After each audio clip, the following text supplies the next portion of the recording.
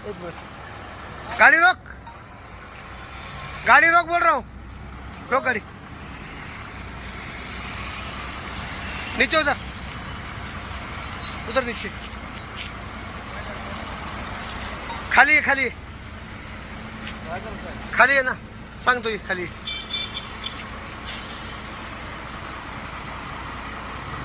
खाली त्या गाडीवाल्याला जाता पाठीमागून येऊन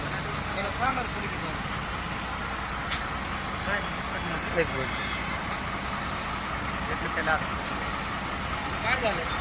गाडी कुठून आलास? कुठून आली गाडी? गाडी कुठून आली म्हणलो? हे गाडी कुठून आणला तुम्ही? अरे 4 माणसाला मारून टाकला असतास ना. इतक्या गाडी तू पूर्ण नागिन चलवाल असते, नागिन सारखं गाडी करत. बघ पलीकडे पेट्रोल पंपावरती जाऊन बघ काय करून आलास. चल लाव गाडी तिथे साईडला. तुझ्या मालकाला फोन लाव आणि मग जा पुढे. गाडी बंद कर. गाडी मालकाला फोन लाव. मालकाला फोन लाव. तुझ्या नंबर दे. हां काय नाही राहू द्या, काय हरकत नाही. हे माणूस चाकूरपासून माग आहे या गाडीच्या.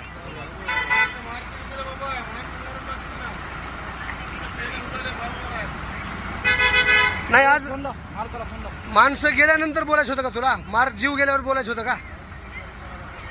मालकाचा नंबर दे.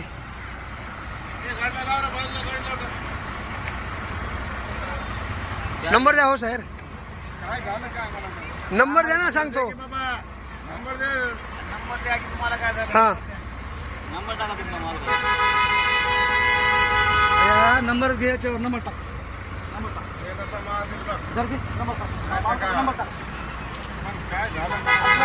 माणसं त्या रोडनं गाडी कशी तरी चालास तू. माणसाला उडणार झाल्यावर सांगायचं होतं का तुला?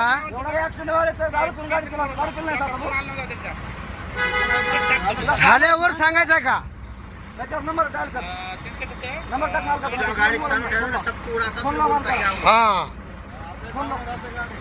गाडी बंद कर. मालकाला बोलव तरच जाऊ देणार. मी आता जाऊ देणार नाही. पोलीस स्टेशनला फोन लावतो. इकडे दे.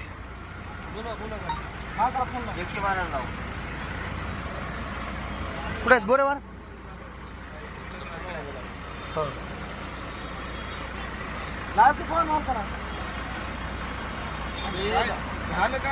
माणसाला उडी देतोस मग तू.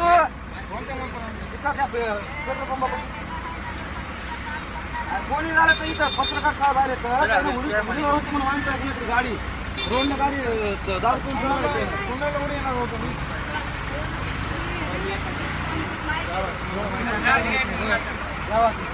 मला काय बी माहिती माणसा तुम्ही बघा तिकडे बसून का.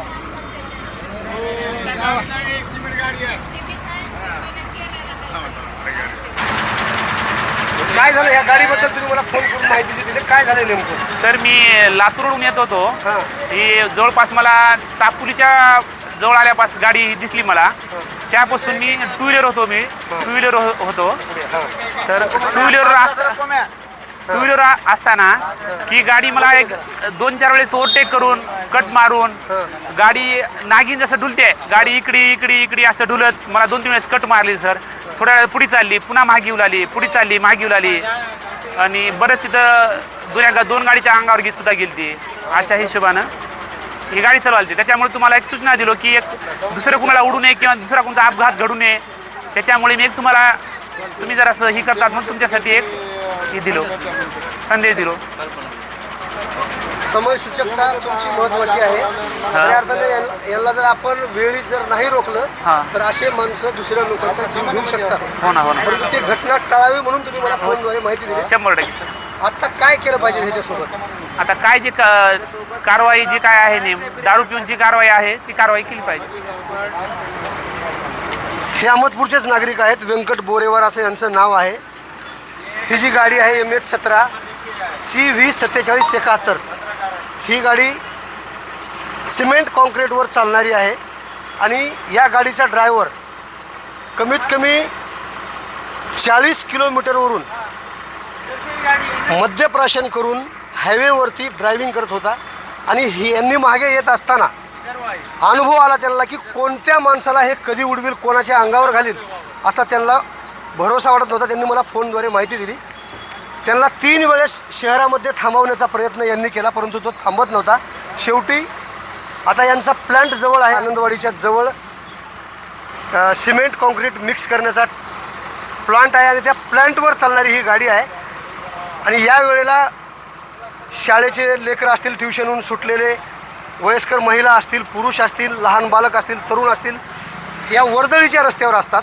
परंतु हा मद्यप्राशन करून ड्रायव्हिंग करत असलेला जो व्यक्ती आहे तो इकडे या सर, तुम्ही या इकडे, या की इकडे. कुठून आली गाडी? गाडी असते म्हणलं. बरोबर.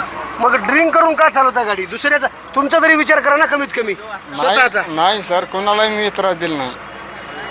त्रास दिला नाही, पण ड्रिंक करून दारू पिऊन का चालवताय गाडी? तसं नाही काय, दारू पिली नाही, कोणालाही मी त्रास दिला नाही सर. त्रास आम्ही म्हणलो का तुम्हाला त्रास दिला म्हणून? पण तुम्ही मारून घातल्यानंतर तुम्हाला बोलायचं होतं का? नाही, कोणालाही मी मारून घातलो नाही. मारून घातलो नाही, पण घालणार होतो म्हणून तुम्हाला रोखण्यात आले. दारू पिल्या का नाही आत्ता? तसं नाही सर, दारू पिल्या का नाही आत्ता हे सांगा. तसं नाही, मी कसं आहे? कोणाला बी असं. ठीक आहे, काहीच केलं नाही हो, तुमच्याकडून काहीच झालं नाही, पण दारू पिऊन गाडी का चालवता हे विचारतो मी. कोण आहेत मालक तुमचे? कोण आहेत मालक? मालक कोण आहेत? तसं नाही सर. हे बघा, अशा दारू पिऊन चालवणाऱ्या व्यक्तीला जे कोणी या गाडीचे संबंधित मालक असतील त्यांनी तात्काळ घरी बसवलं पाहिजे. नाहीतर हे किती लोकांचा जीव घेतील हे सांगता येत नाही. नाहीतर तुम्हाला सगळे यांच्या कर्माचे फळं भोगावे लागतील गाडी मालकाला. हे आमचं या जनतेच्या वतीनं सांगणं आहे. दुसऱ्यांदा जर हा ड्रायव्हर जर गाडीवर जर दिसला तर लोक ह्याला ठोकून सुद्धा काढू शकतात, गाडीची सुद्धा तोडफोड करू शकतात. जबाबदारी मालकाने घ्यावी आणि तात्काळ ह्याला घरी बसवावं. पुन्हा एकदा मी विनंती करणार आहे. आवाज बहुजनांचा.